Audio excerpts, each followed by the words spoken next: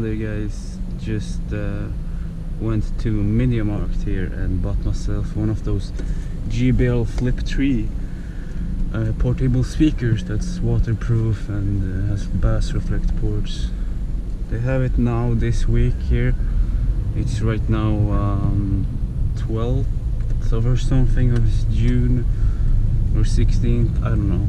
It's in the middle of June 2017, and this week they have special offers, this MediaMarkt. I thought I'd do this car driving here. I'm gonna go through this beautiful nature country road here where I took my truck driving license.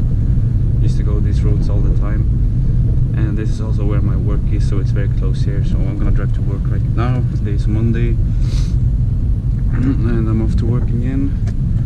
Lots of negative impressions on that motorcycle video where I kind of did some lane splitting and driving through the traffic pretty dangerously, and yeah, what can I say? Don't take me as a good example.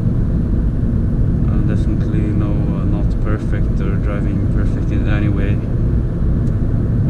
I couldn't be, saying that in every video. That would be very annoying. But yeah, I thought it was kind of obvious not to take me as a good example there or something, because in Sweden or in Stockholm, there are many bikers that drive like that. They drive even more dangerous, way more dangerous than I am. That's like nothing compared to what they do. Like crazy. But in Sweden, I've learned the traffic a lot, and I can sense what how the traffic reacts, and I kind of just slide through them all when there is a traffic jam on my motorcycle. And from what I've read on the internet and heard from other people, it is illegal to drive like I did, overtake on the right and hard shoulder, or what it's called, with the spärrlinje, the total white lines. You shouldn't drive over them and stuff.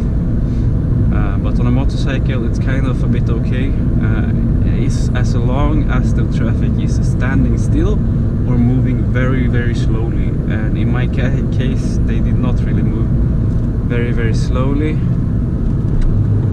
So yeah, that was very dangerous, or not very, but not very legal at least. So don't take me as a good example, you guys.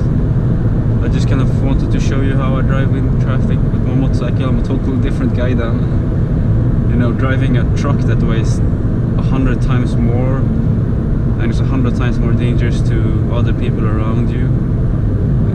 Of course I want to drive that way more carefully, and also it takes 100 times more fuel, so I want to drive it more economically. And my motorbike is my personal private vehicle that I can do whatever the hell I want with. And I pay for the fuel, and on my company it's a bit different. Anyways, I just want to get that off my chest, kinda. So now you know. So I wasn't even planning on recording this, but I read a few comments, people saying you liked my car driving videos as well. So here you go. And also I love these roads with my new tires. I wish I would have gone faster there, because with my summer tires, they are very wide. If you have seen them on the outside, they're so wide, so it feels like a go-kart in the tight turns there, especially with this Volvo S40. This is a sportier Volvo.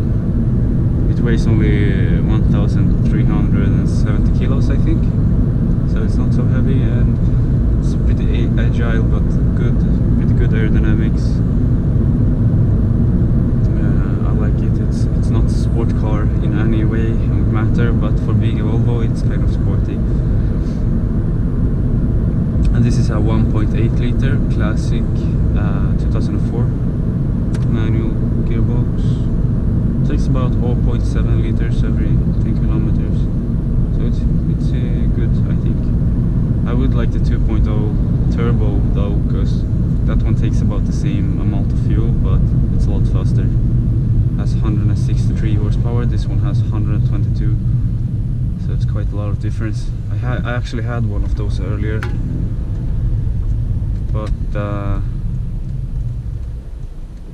not anymore. I crashed it a couple of times, so it looked pretty ugly, and then I didn't want it anymore. This one I got for, what was it, 80 bucks, this car. Bought it from an old guy up in Uppsala. What is that? Uppsala, it's north of Stockholm, yeah, way north. It's like 1 hour, 1.5 hour. I deliver there sometimes when I do day shifts with the truck.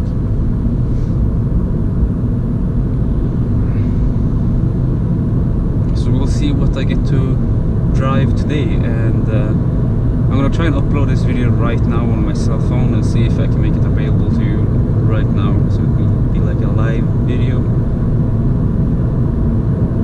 Right now the clock is almost to 3:30, or 13:30, 1 that is. So I'm gonna do evening shift here.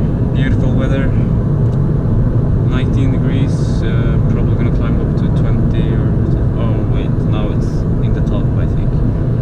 Yeah.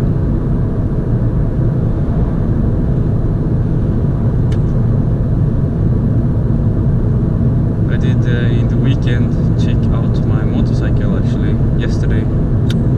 Went on a trip, and it's really nice now with the new windshield. You know, I don't always drive like that, like in the videos. It's just a lot of fun, I think, to drive in the traffic and just drive past everybody. Otherwise, I like to take it slowly and just chill, because that motorcycle is so smooth. Oh, you're braking so hard, come on. It's good. You're doing a good job. It's good you brake. You know, when you're taking your license, you drive so carefully and good. And then when you have your license, so you've been driving for like 2 years, like I do now, and I have passed my what's called prövotid, like testing time. In Sweden we have like 2 years. If you do lose your license, then you will not get it back. But after this testing year, if you lose your license, you will get it back after a so-called spärrtid, you know, a lock time, kind of where they lock your license and you will not be able to drive for like 6 months or 12 months. I actually lost my license once, and I did have this testing time, this prövotid, so I had to retake everything: trucking license, car license, both of them, because those were the ones I lost. I drove car and I lost my truck license as well. So you always lose all your licenses. If you drive a moped, you will lose your truck license as well, I think. I don't know. Doesn't matter if you weren't driving a truck. If you were wondering. So looking forward to work now again. I haven't worked all last week because I did this stomach examination. They put tubes and went into my stomach. They shoved